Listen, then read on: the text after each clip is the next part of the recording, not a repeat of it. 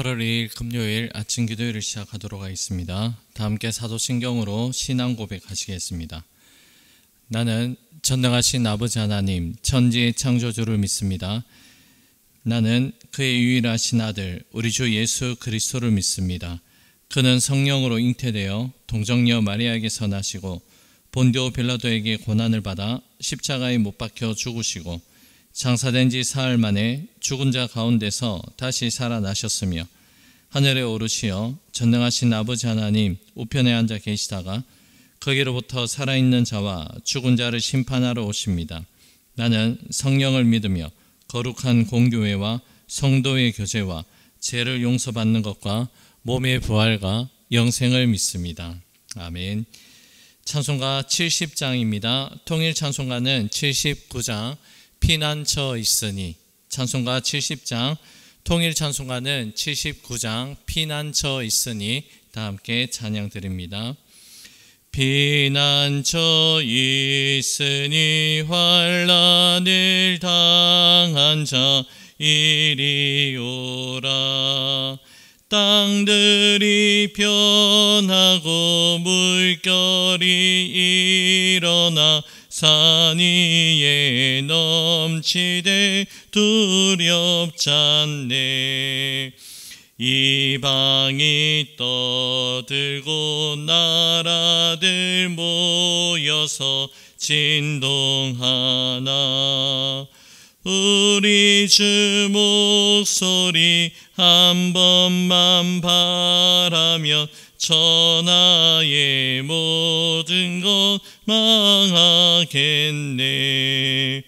만유주 하나님 우리를 도우니 피난처여.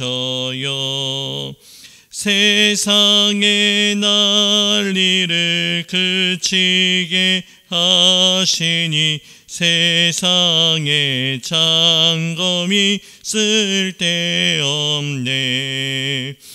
높으신 하나님 우리를 구하니 할렐루야.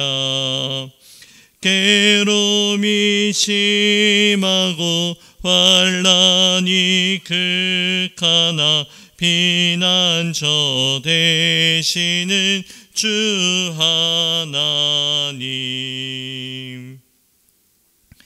오늘 우리에게 주신 하나님 말씀 예레미야 43장 1절에서 13절의 말씀입니다.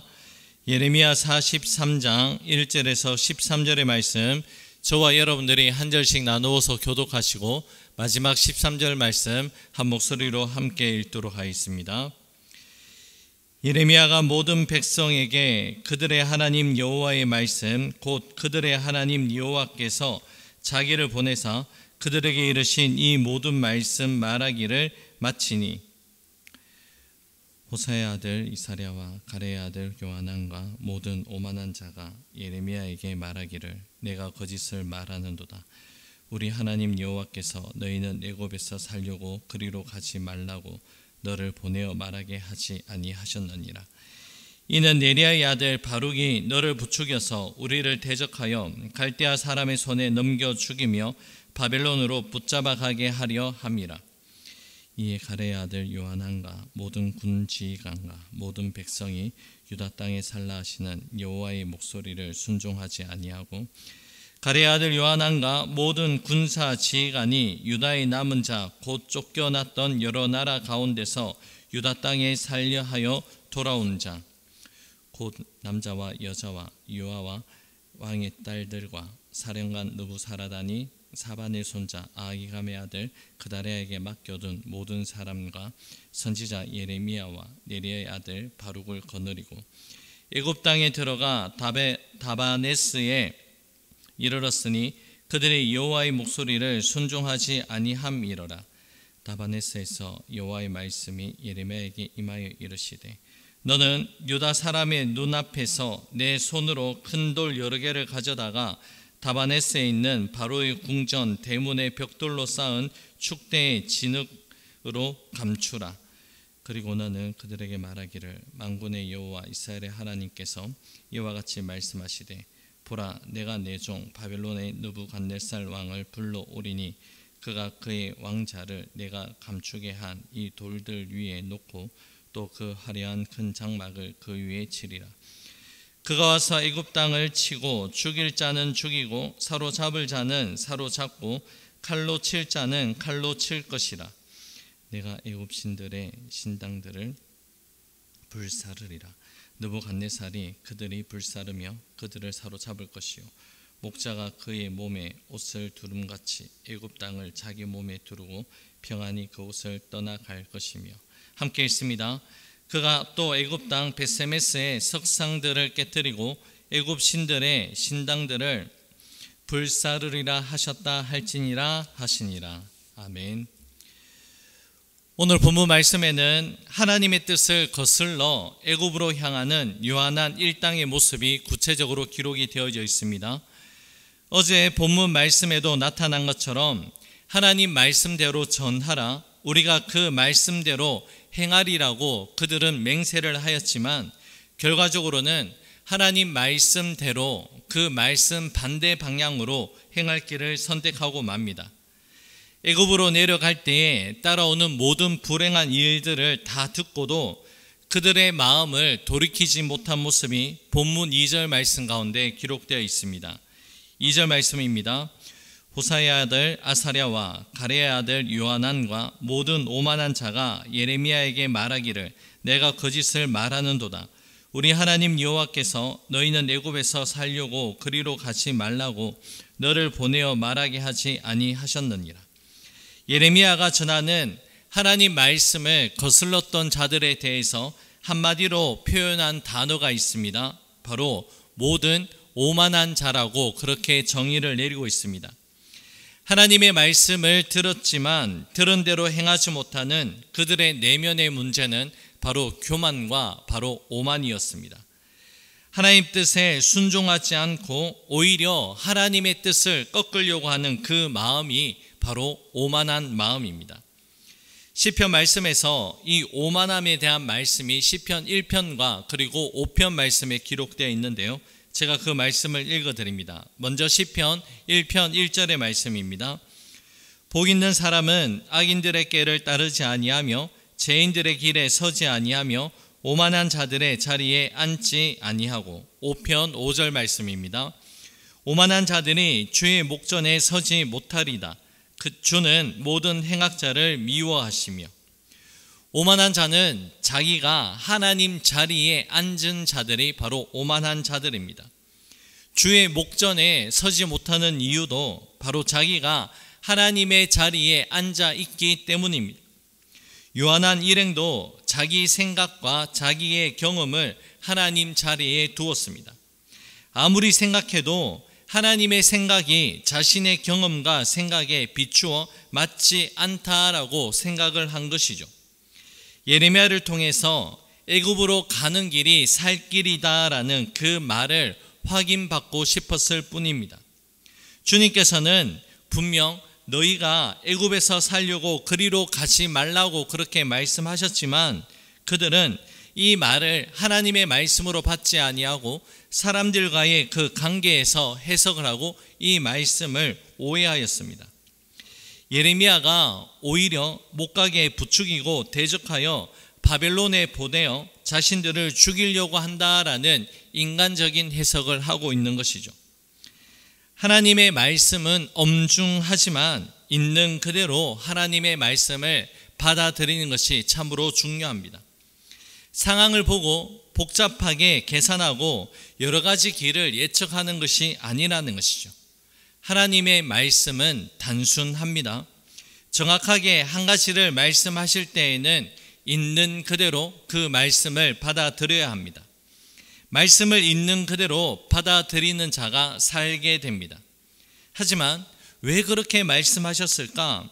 지금 말씀을 전하는 어떤 사람의 의도가 깔린 게 아닌가라고 생각하면서 의심하고 한 번 더 사람의 생각으로 재해석하게 될 때에 우리는 하나님의 뜻과는 거리가 멀어지는 인생으로 살게 됩니다. 하나님의 사람은 바로 복잡하지 않고 단순하고 명쾌한 삶을 하나님의 말씀에 기초하여 살아가게 됩니다. 인생의 길이 아무리 복잡하고 난해해 보여도 하나님의 길은 너무나도 분명하고 너무나도 정확합니다. 우리가 헤매는 이유는 하나님 말씀에 귀를 기울이지 않기 때문에 우리 지혜와 우리의 계획과 우리의 경험으로 이 모든 일을 감당하려고 하는 것 때문에 우리 인생이 헤매고 있는 것은 아닌지 우리 모습을 되돌아보기를 원합니다. 결국 요한뿐만이 아니라 모든 백성들이 하나님의 뜻을 저버리고 애굽으로 그 발걸음을 옮겨갑니다. 7절 말씀입니다. 애굽 땅에 들어가 다바네스에 이르렀으니 그들이 여호와의 목소리를 순종하지 아니함이로라. 애굽 땅 다바네스에 이르렀다는 것은 어떠한 행동에 대한 결과물이고 그 행동 이전에 원인에 대한 분명한 원인을 말씀하고 있습니다. 바로 하나님의 목소리, 하나님의 말씀을 청종하지 아니하였고 또한 순종하지 아니하였기 때문이라고 7절에서 밝히고 있습니다. 철저하게 하나님의 뜻과는 거리가 먼 그 마음을 가지고 있었고 행동으로 옮겨나간 그러한 모습이라는 것이죠. 8절과 9절의 말씀이 이어집니다. 다바네스에서 여호와의 말씀이 예레미야에게 임하여 이르시되 너는 유다 사람의 눈앞에서 내 손으로 큰 돌 여러 개를 가져다가 다바네스에 있는 바로의 궁전 대문의 벽돌로 쌓은 축대에 진흙으로 감추라. 예레미야도 애굽 땅 바로의 궁전에 있는 다바네스에 이르게 됩니다. 그곳에서 하나님께서는 예레미야를 통해 아주 상징적인 그 일을 행동을 하게 하십니다. 유다 사람의 눈앞에서 큰 돌 여러 개를 가져다가 바로 궁전의 대문의 축대에 그것을 파서 놓고 진흙으로 감추라고 그렇게 명령하십니다. 이러한 행위를 통해서 하나님께서 전하시려고 한 그 메시지는 무엇일까요? 우리가 말로 전해 듣는 것과 시각적인 행위로 인식하여 기억하는 것은 분명한 차이가 있다는 것을 말씀하기 위함입니다. 시각적인 것을 통해서 얻게 되는 그 유익이 무엇입니까? 그 장면들이 우리 눈으로 직접 본 장면들이 우리 기억 속에 오랫동안 각인된다는 것이죠.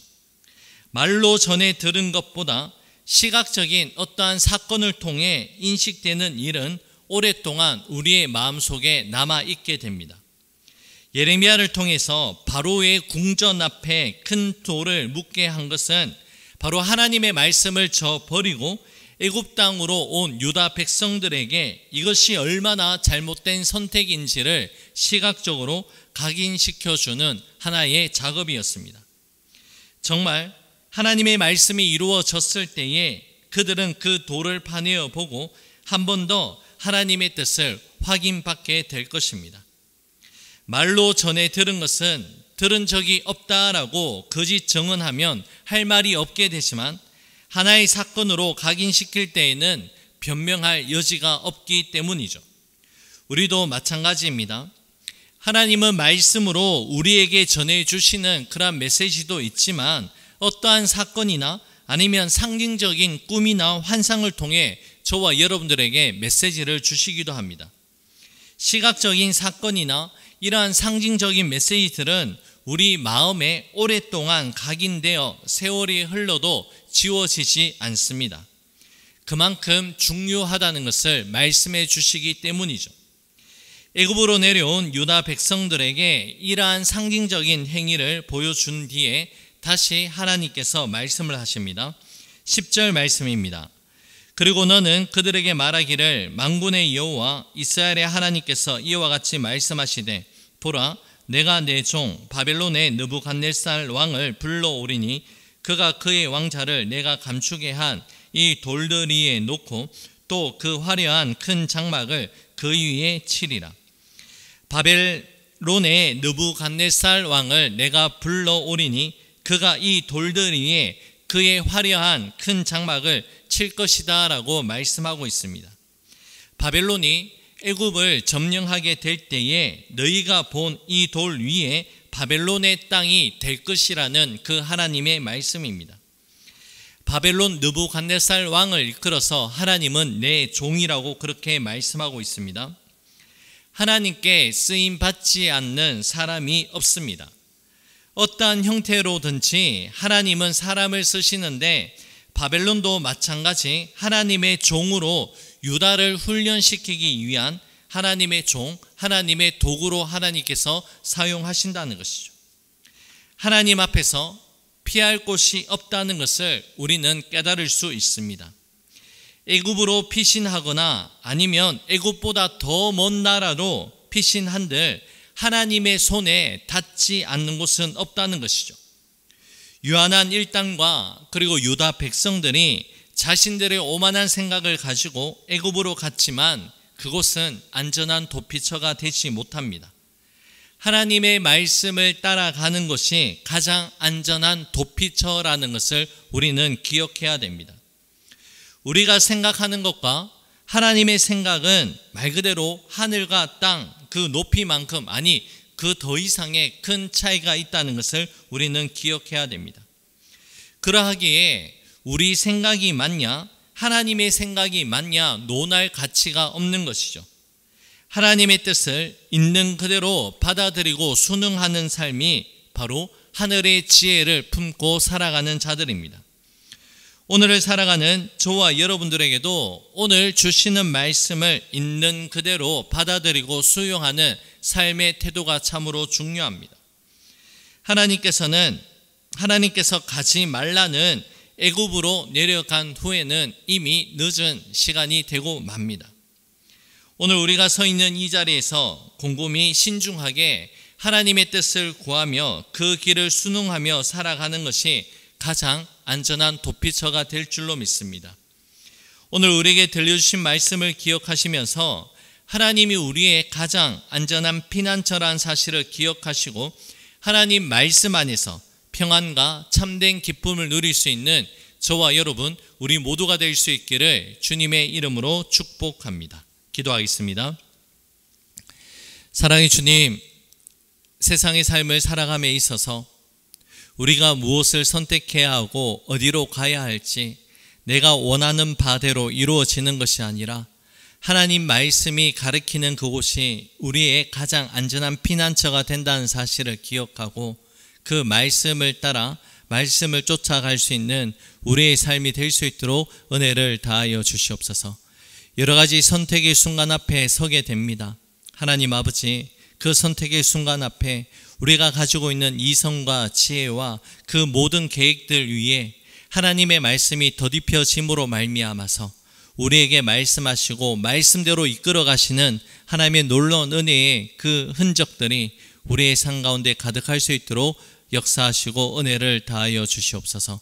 살아계신 주의 백성들에게 이러한 은혜를 허락하여 주셔서 주님께서 말씀하실 때에 앞으로 나갈 수 있고 주님께서 말씀으로 멈춰서라고 말씀하실 때에 믿음 안에서 가감하게 결단하고 멈춰설 수 있는 우리 자신의 삶이 될 수 있도록 은혜 다하여 주옵소서. 모든 것 주님께 감사드리오며 예수님 이름으로 기도 올려드립니다. 아멘. 하늘에 계신 우리 아버지, 아버지의 이름을 거룩하게 하시며 아버지의 나라가 오게 하시며 아버지의 뜻이 하늘에서와 같이 땅에서도 이루어지게 하소서. 오늘 우리에게 일용할 양식을 주시고 우리가 우리에게 잘못한 사람을 용서하여 준 것 같이 우리 죄를 용서하여 주시고 우리를 시험에 빠지지 않게 하시고 악에서 구하소서. 나라와 권능과 영광이 영원히 아버지의 것입니다. 아멘. 개인적으로 기도하는 시간을 가지도록 하겠습니다.